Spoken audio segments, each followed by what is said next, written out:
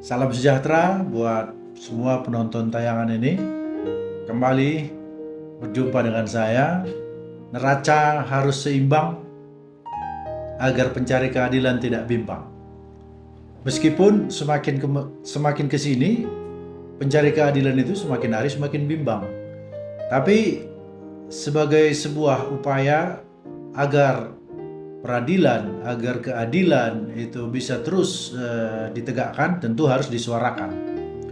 Kami menangani satu perkara perdata yang terregistrasi dengan nomor 503 di Pengadilan Negeri Medan.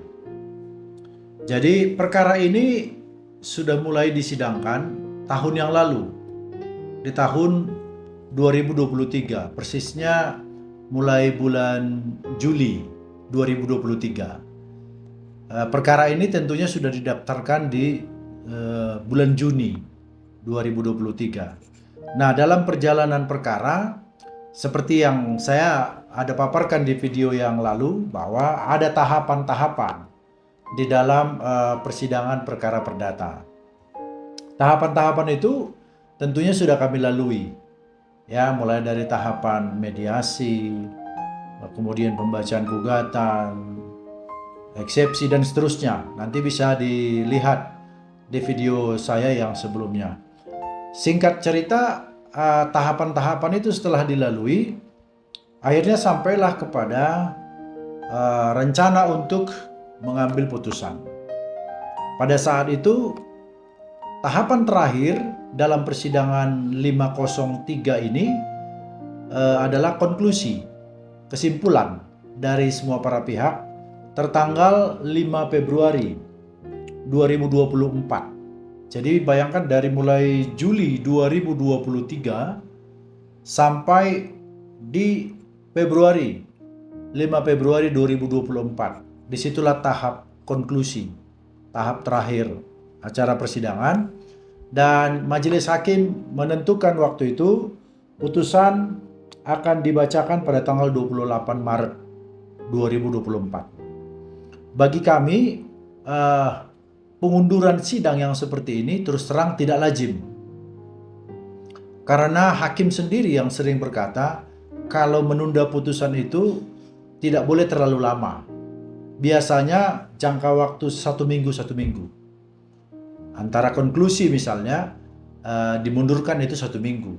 Kalaupun nanti 1 minggu hakim belum selesai membuat putusannya, biasanya dimundurkan 1 minggu lagi. Nah, itu ada semacam arahan mungkin ya, karena kami tinggal mengikuti saja. Para pencari keadilan ini kan tinggal mengikuti saja apa yang sudah ditetapkan oleh majelis. Nah, di 28 Maret itu kami menghadiri persidangan. Tetapi sangat disayangkan, setelah 1 bulan dimundurkan, putusan itu belum dibacakan. Waktu itu kami ingat alasannya adalah belum selesai keputusan. Dan kemudian dimundurkanlah persidangan itu menjadi tanggal 25 April. Jadi kurang lebih 1 bulan. Dari Maret ke April, 1 bulan lagi mundur. Kami pun menerima saja, meskipun sebetulnya sudah ada merasa kurang tepat seperti itu ya. Dan di tanggal yang telah ditetapkan itu 25 April kami hadiri persidangan. Lagi-lagi putusan tidak dibacakan.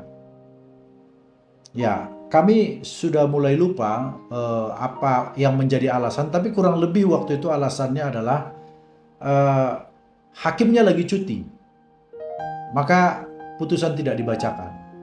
Kami pun harus pulang dengan sedikit rasa kecewa, karena kami ketika akan menghadiri persidangan kan harus menyiapkan waktu untuk datang ke pengadilan, untuk menunggu persidangan yang boleh dikatakan persidangan di pengadilan negeri itu juga kan karena banyak, kita harus bersabar menunggu. Belum lagi ditambah ada persidangan pidana dan seterusnya. Bagi rekan-rekan yang biasa dipraktek akan memahami ini. Bagaimana sulitnya, bagaimana ribetnya bagi kami untuk harus terus mengikuti persidangan itu. Dan persidangan di 25 April itu tidak diputuskan dan dimundurkan ke tanggal 16 Mei. Kami pun akhirnya ya harus menerima. Dimundurkanlah itu di 16 Mei, tetapi pada tanggal 16 Mei ketika kami datang juga ke pengadilan, belum diputuskan oleh Majelis Hakim 503 Pengadilan Negeri Medan. Kami bertanya waktu itu, kalau tidak salah jawaban yang diberikan oleh panitera pengganti adalah adanya tetangga dari salah satu hakim yang meninggal. Jadi hakimnya harus menghadiri atau melayat di tempat orang meninggal. Kami mulai bingung harus berbuat apa karena penundaan yang tenggang waktu begitu lama dan kemudian penundaan yang berulang-ulang itu bagi kami itu kan membuang-buang waktu. Nah, tetapi kami harus tetap mengikuti karena kami tidak bisa berbuat banyak selain hanya menunggu putusan dari majelis hakim ini. Dimundurkanlah waktu itu ke tanggal 30 Mei, 2 minggu. Tetapi singkat cerita 30 Mei pun putusan 503 itu tidak dibacakan. Sampai kami pun lupa udah. Alasannya apa? Karena kami tidak bisa ketemu dengan hakim, hanya ketemu dan hanya dapat kabar dari panitera pengganti. Iya, di 30 Mei tidak diputuskan lalu dimundurkan lagi ke tanggal 13 Juni 2024. Di 13 Juni juga putusan tidak dibacakan. Dengan alasan waktu itu karena adanya SEMA yang baru bahwa putusan perkara harus disampaikan melalui e-court. Kami pun tidak tahu dan nanti mungkin kami akan mencari tahu kembali SEMA itu SEMA nomor berapa. Kami tidak tahu. Kami pun pulang dari persidangan dari 13 Juni itu dimundurkan ke 4 Juli 2024 dengan catatan para pihak tidak perlu lagi hadir di persidangan, dilihat saja nanti di e-court. Karena sesuai SEMA atau PERMA itu tadi, kami pun belum begitu tahu pasti. Oke, kami tunggu tanggal 4 Juli.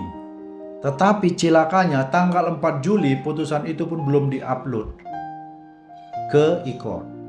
Dan kami bertanya kepada panitera pengganti apa sebabnya. Panitera pengganti sendiri tidak bisa memberi jawab. Karena panitera pengganti mengatakan saya juga nggak tahu Pak.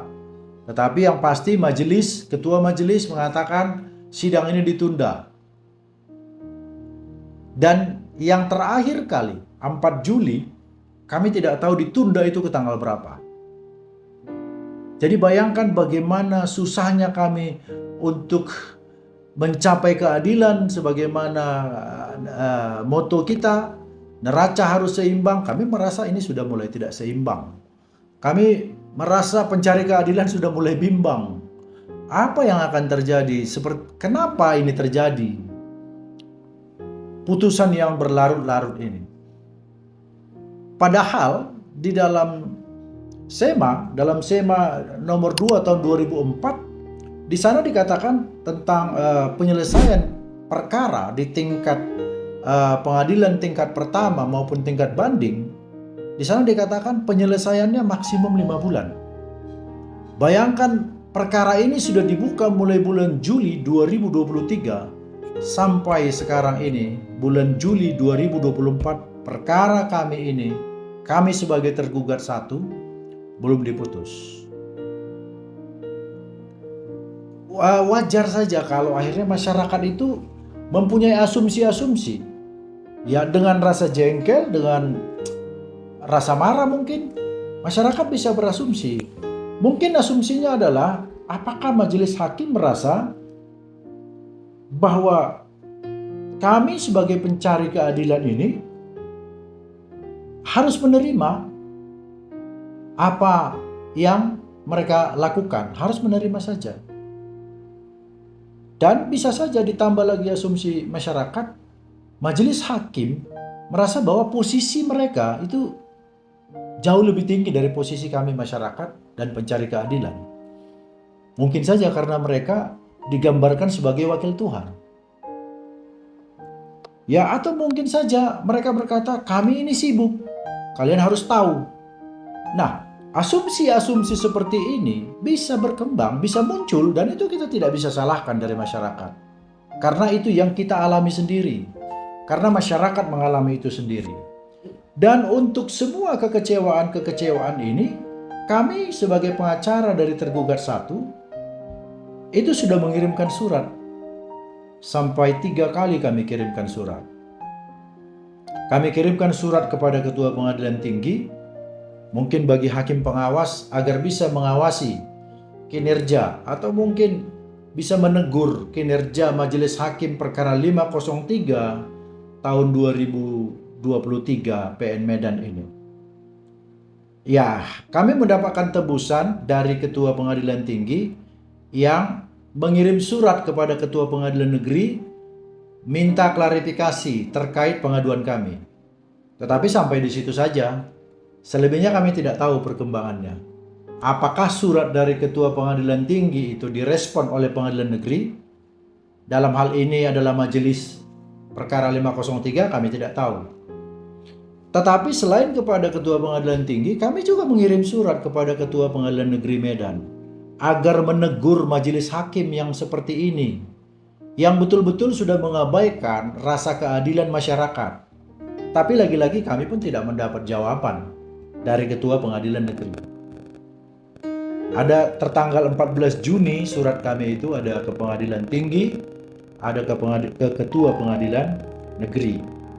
Dan kemudian kami kirimkan juga lagi surat tertanggal 26 April. 26 April kami kirimkan surat ke Pengadilan Tinggi juga. Ya, sedikit agak terbalik. Yang pertama kami kirim surat 26 April ya. Lalu kemudian 14 Juni. Nah, yang terakhir hari ini kami kirimkan surat juga tanggal 8 Juli 2024. Kami kirimkan surat kepada Ketua Pengadilan Negeri. Kami bertanya apalagi alasannya sehingga tanggal 4 Juli yang lalu putusan perkara 503 itu tidak diputuskan.